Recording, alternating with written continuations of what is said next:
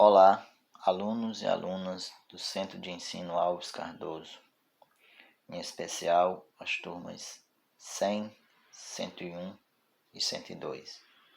Sejam bem-vindos a mais uma aula da disciplina de Língua Portuguesa e Literatura. Na aula de hoje, falaremos um pouco sobre a linha do tempo da literatura portuguesa e brasileira, onde veremos em linhas bem gerais os movimentos literários e artísticos que aconteceram nesse período.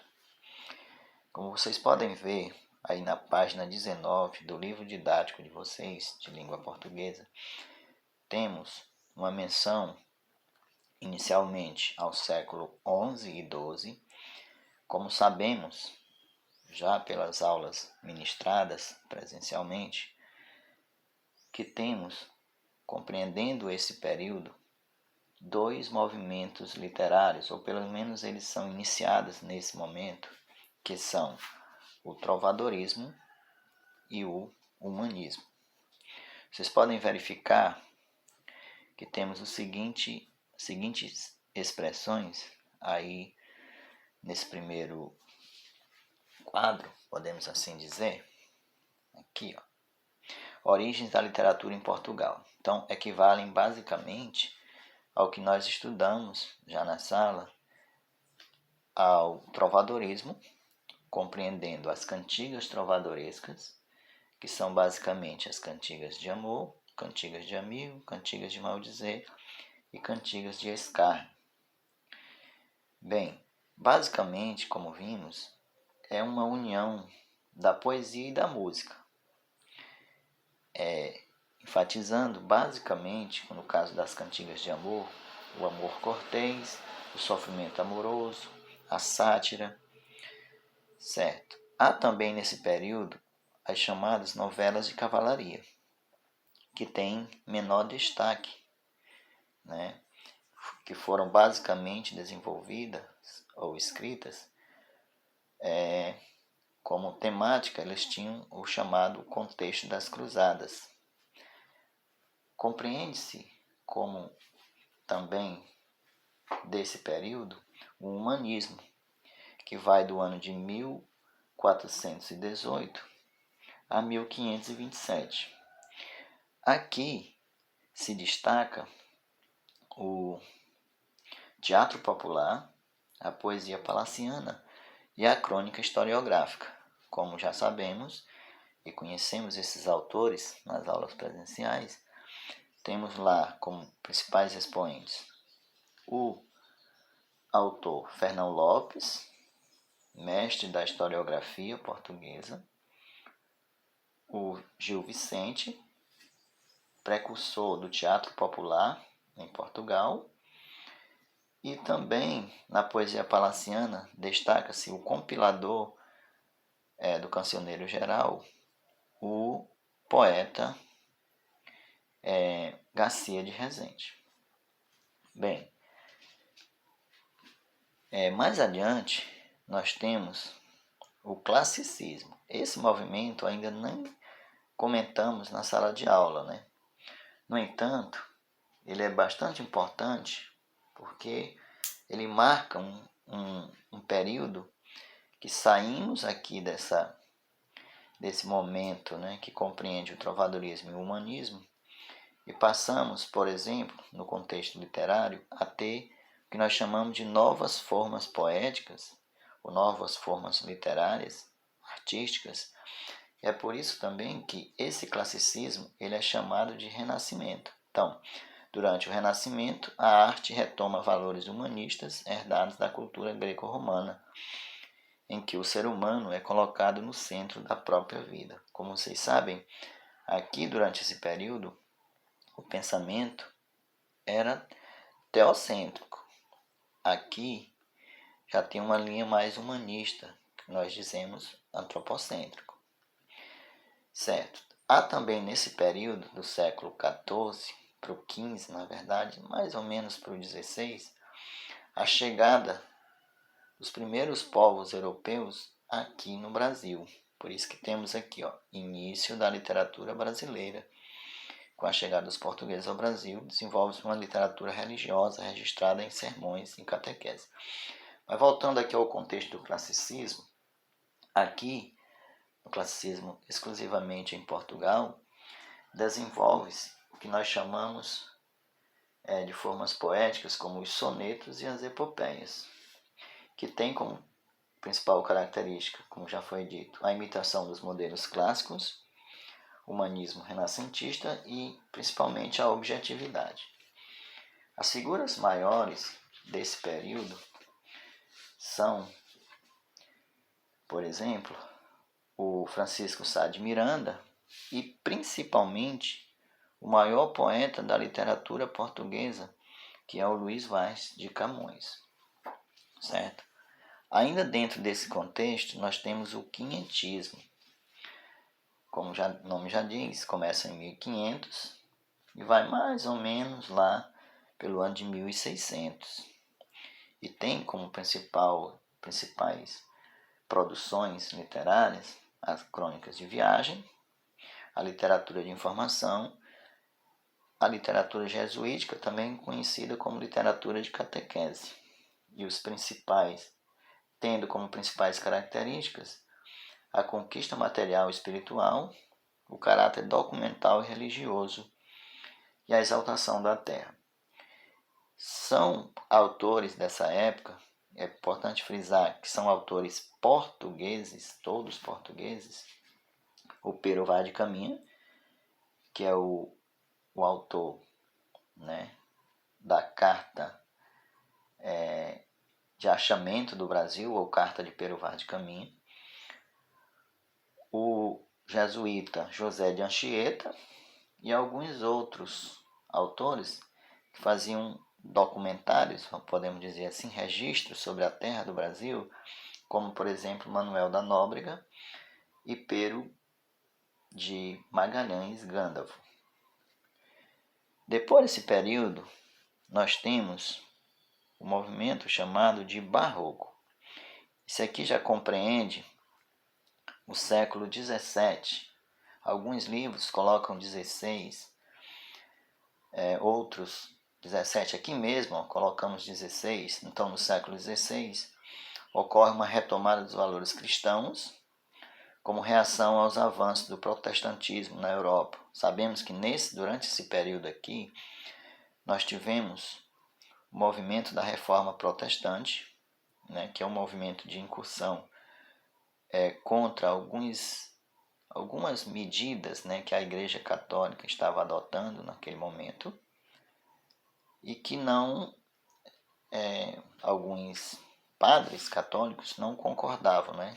E aí surgiu essa outra linha de pensamento, né, que foi justamente a Reforma Protestante. Logo em seguida temos a chamada Contra-Reforma, que é o movimento da Igreja Católica em contraponto à Reforma.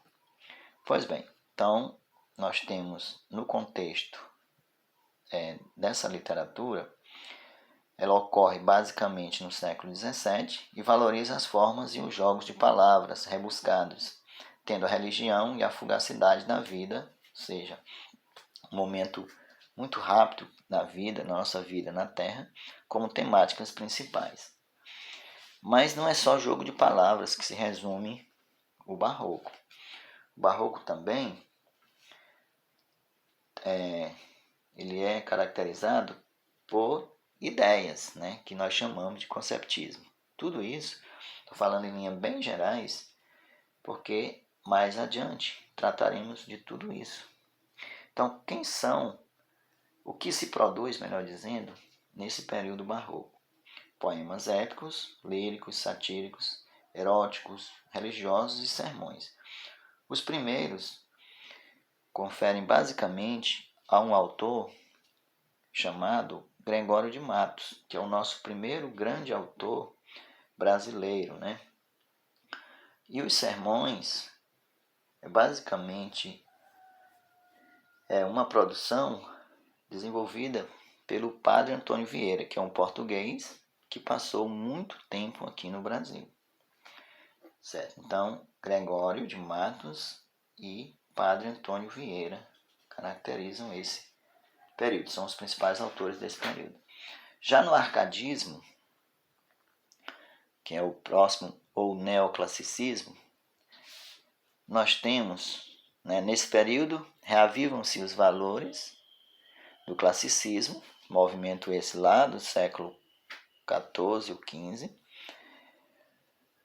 tanto na forma como nos temas. No Brasil, a literatura arcadista valoriza a natureza e a simplicidade e os temas pastoris. Nós temos como ele inicia-se em 1768 aqui no Brasil e vai até lá mais ou menos 1835. A produção mais característica desse período são os sonetos. Temos como principais características os valores clássicos, como já foi dito, racionalismo e o bucolismo, que é esse ideal desses valores do campo, que são muito exaltados pelos árcades. Temos como principais autores Cláudio Manuel da Costa, José de Santa Rita Durão, José Basílio da Gama, Tomás Antônio Gonzaga, dentre outros autores. Já no período romântico, temos mais aqui abaixo, aqui a nossa literatura ela já tem uma maior independência, no que diz respeito ao contexto literário mundial. Então, ele compreende de 1836 a 1880. Aqui nós temos como produção literária os poemas românticos, os romances indianistas, regionalistas, históricos e urbanos. Como principais características nós temos o idealismo, o egocentrismo e o nacionalismo. Nossos principais autores são basicamente Gonçalves de Magalhães, que é o iniciador do movimento, Gonçalves Dias, que é um poeta maranhense bastante conhecido aqui no Maranhão,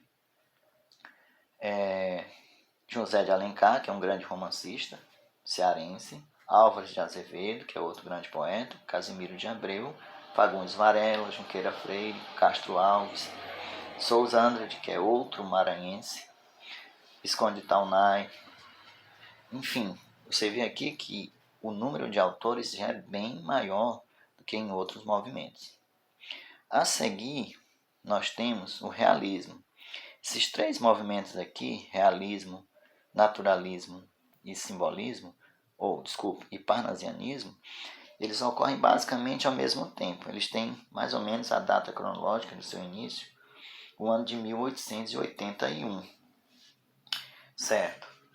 No primeiro aqui, nosso principal expoente é o Machado de Assis, grande romancista do período realista, escreveu romances e contos principalmente, e busca como característica principal um retrato fidedigno da realidade, baseia-se no cientificismo e a denúncia social.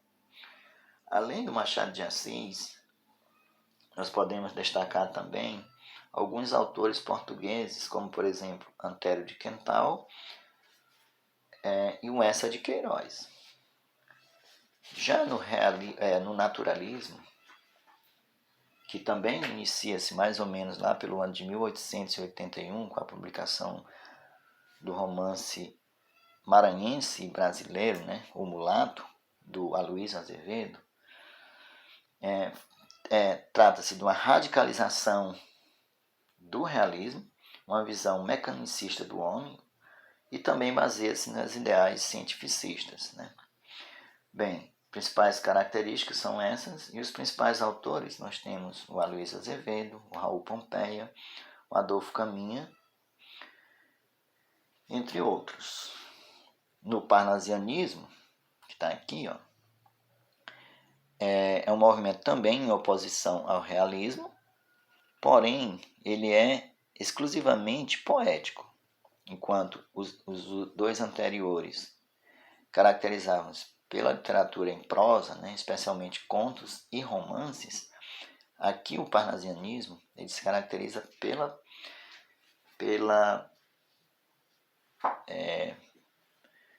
pelo digamos assim, desenvolvimento dos sonetos em especial. Temos como principal característica a arte pela arte, ou seja, ele não se preocupava tanto com o que dizer, mas como dizer. A valorização da cultura clássica também, a exemplo do classicismo e do neoclassicismo, que é o arcadismo, esse também incorpora esses ideais. O rigor estético, e temos como principais escritores o Olavo Bilac, o Alberto de Oliveira e o Raimundo Corrêa. E também aparece aqui o grande nome, o primeiro grande nome feminino, que é a Francisca Júlia, certo? Então, em oposição ao realismo e ao naturalismo, e também à poesia romântica, foram tendências da literatura poética que priorizaram, respectivamente, os ideais, né, da forma como uma maneira de atingir, né, uma elaboração formal preciosista que valorizava a arte pela arte. Como eu acabei de dizer, eles valorizavam mais a forma, como diziam, do que propriamente o conteúdo. Já no contexto do século XX, aqui, nós temos, caracteriza esse momento, o pré-modernismo, o modernismo, que compreende 3 etapas, e também as tendências contemporâneas, ou literatura contemporânea, como queiram, né? Então, basicamente, o que nós vamos ofertar aos senhores durante o estudo do primeiro ano são basicamente até mais ou menos o período romântico, certo? Então, esse é um quadro resumo, bastante resumido mesmo, que o ideal é que tenhamos a oportunidade de expandir esse conhecimento. Obrigado por assistir até aqui e até a próxima aula.